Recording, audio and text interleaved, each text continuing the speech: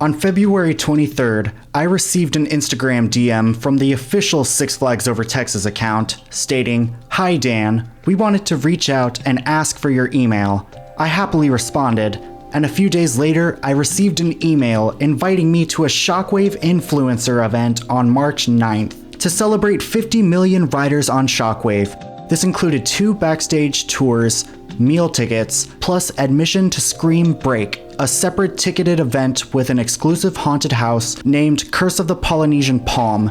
This also included special themed overlays on the Casa Magnetica Crooked House, as well as Rodeo and El Aserradero. First of all, I just want to say thank you to the park and everyone involved for personally inviting me, my husband Nick, and my homies Tristan and Sarah out to this event. Everyone was super nice and the vibes were great. There looked to be about 25-ish other theme park people that were invited to this event, so the fact that I was asked to be there out of so many people is crazy to me, and I can't even find the words to describe how honored I am. Anyway, we arrived at the park and checked in at a table at the front and was given a drawstring bag with my name on it. Right off the bat, I feel bougie. Inside was a Shockwave anniversary pin and a Shockwave cup. I'm gonna drink so much liquid out of this you have no idea. As well as complimentary tickets, meal tickets, and lanyards for the Scream Break event. Right from the get-go, this park looks clean and vibrant, lots of bright colors and balloons everywhere. So far, it's a great first impression. Plus, the entry process with security and ticket scanning was fast and easy. A mountain of magic? Oh wait, no, this one just ran away. We immediately walked to Shockwave, where there was a ribbon cutting ceremony by a representative from the American Coaster Enthusiasts. I didn't catch his name or very much of his speech really. To be fair, they only used one speaker, and even standing 15 feet away, I could barely hear him on the mic. I'm so sorry. Cut it real good! But once he cut the ribbon, we entered the queue and were given Shockwave cupcakes, which were delicious. Our first ride of Shockwave was in the front car, which, although lacks the crazy airtime the ride is known for, it makes up for it with the unobstructed view, as well as the more extreme positive Gs on the vertical loops. After the ride, we were given a backstage tour of Shockwave's loops, which, unless you park on the side of the highway, you would normally never see the ride from this angle. This is an enthusiast's wet dream to get footage and pictures from over here, as well as on the bridge leading across the creek. After the tour, we also had the opportunity to sign one of Shockwave's supports over the go-kart tracks.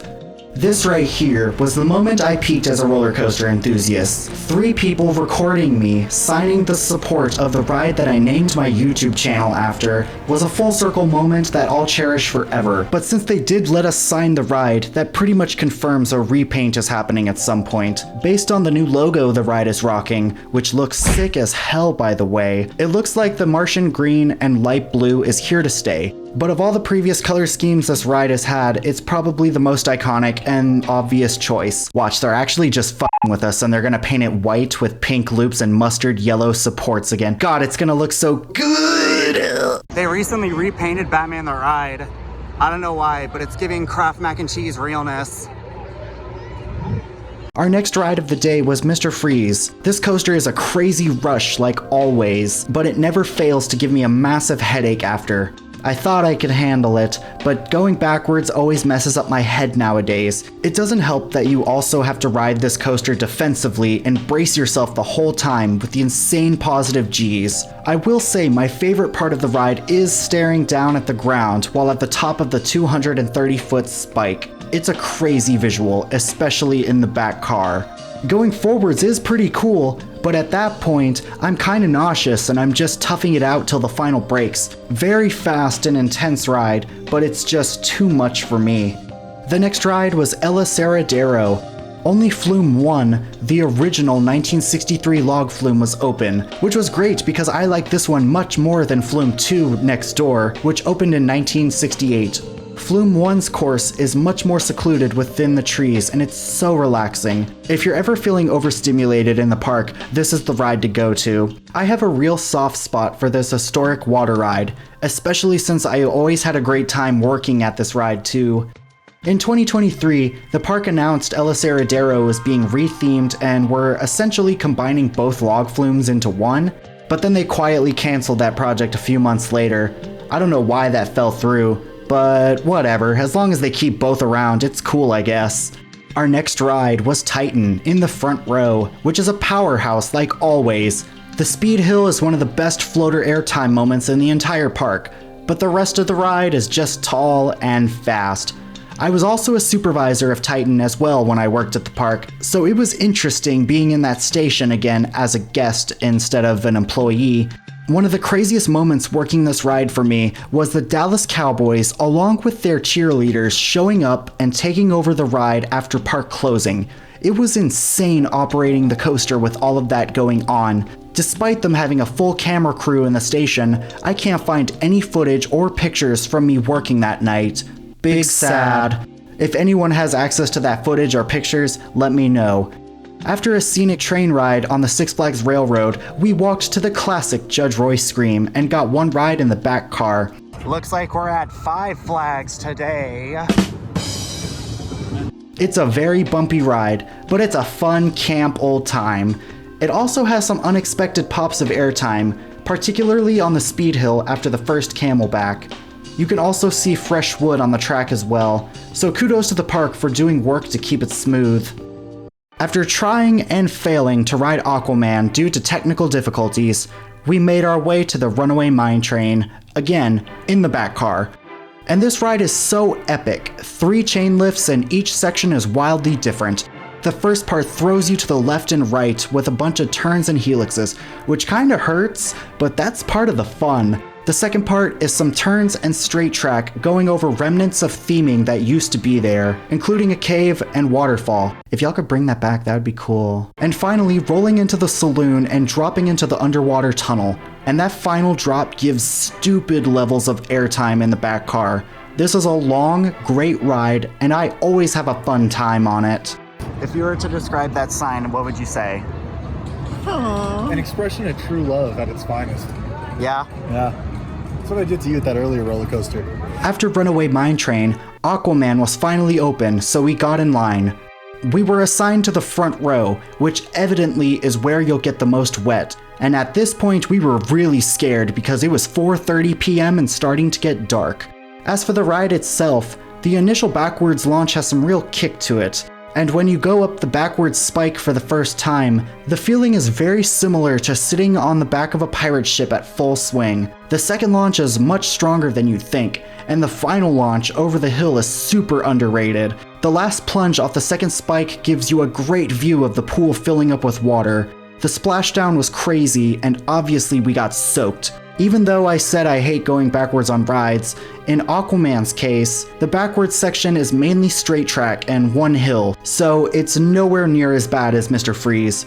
I wish Six Flags Over Texas would build a forwards-only launch coaster. Something like Poltergeist at Fiesta Texas would work wonders here. If I had a nickel for every blue launched shuttle coaster with a backwards 90-degree spike at Six Flags Over Texas, I'd have 2 nickels. Alright, so we just got off of Aquaman Power Wave. We were in the first row, and what did you guys think? It was fun. We didn't just get off of it. We got off of it, It was like and we 30 ate. minutes ago. Yeah, we ate food, and then now I'm just recording the reaction part of it. Yeah, now it's the sun is starting to go down, and so now we're kind of cold. But yeah, so now we're gonna go find the... Up next was a behind-the-scenes tour of the Curse of the Polynesian Palm haunted house they were doing for the Scream Break event. And this was really fun because you can really see the amount of effort and detail they put into these haunted houses that you would normally never see during regular business hours. Our next ride was Pirates of Spelunker's Cave.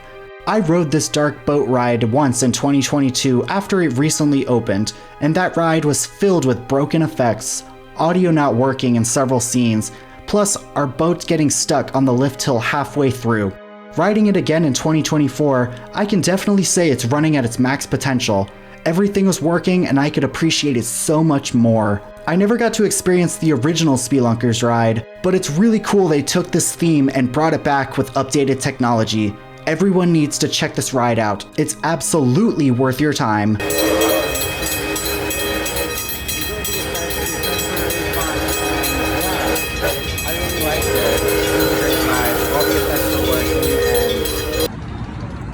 this area by Shockwave's entrance, this would be an incredible place for a Boiler Room DJ set. Six Flags, call me, please. Then we went back to Shockwave to ride in the back row, and it's batshit insane like always. If you can only ride Shockwave once, the back row is the way to go, and nothing comes close. Up next, we went back to the Curse of the Polynesian Palm haunted house for the Screen Break event as it just started. And if I could describe this house and event in 3 words, it would be tropical, horror, 1960s. That's basically the vibe. So we just got off of the Curse of the Polynesian Palm haunted house that they have going on for the Screen Break. It was a lot of fun. It was actually pretty scary, and yeah, we were all screaming, and yeah, it was a lot of fun. It was my first time doing any Six Flags haunted house, and I really liked it. As for the Scream Break event, it was fine. There were walk-around characters and scare actors throughout the Texas section, which was fenced off. And let me just say, I really don't like how they went with this.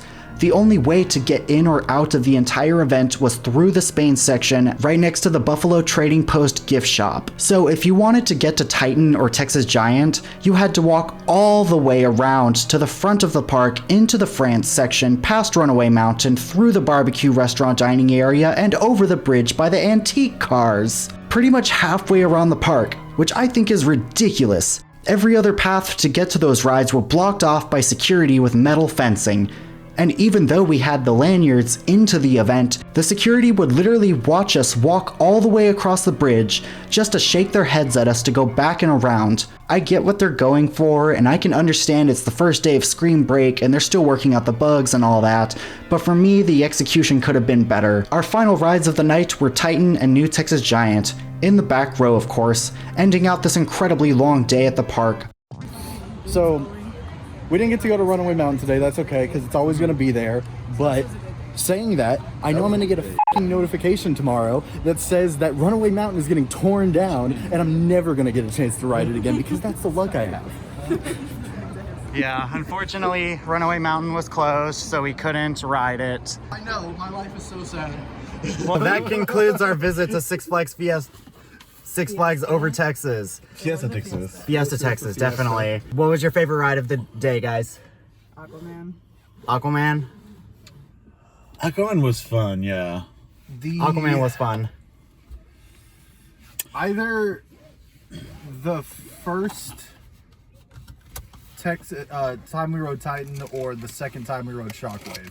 Yeah, for me was the second time we rode Shockwave in the back row. That was probably my favorite ride of the day. That one was really good. Mr. Freeze, I liked it. Mr. Freeze was cool. Yeah, I always like Mr. Freeze. Yeah. Overall, this was probably my favorite visit to Six Flags Over Texas ever. Yes, there were some hiccups throughout the day, but otherwise the vibes were fantastic and we had a blast. Again, thank you so much to the Six Flags Over Texas marketing team for reaching out and inviting me to this event. It was truly special and I had so much fun. Also, hire me. I have a bachelor's degree in media production and I'd love a job. Thanks for watching, everybody. What's your favorite ride at Six Flags Over Texas? Let me know down below. While you're at it, smash that like, subscribe, and I'll see you guys next time. Bye.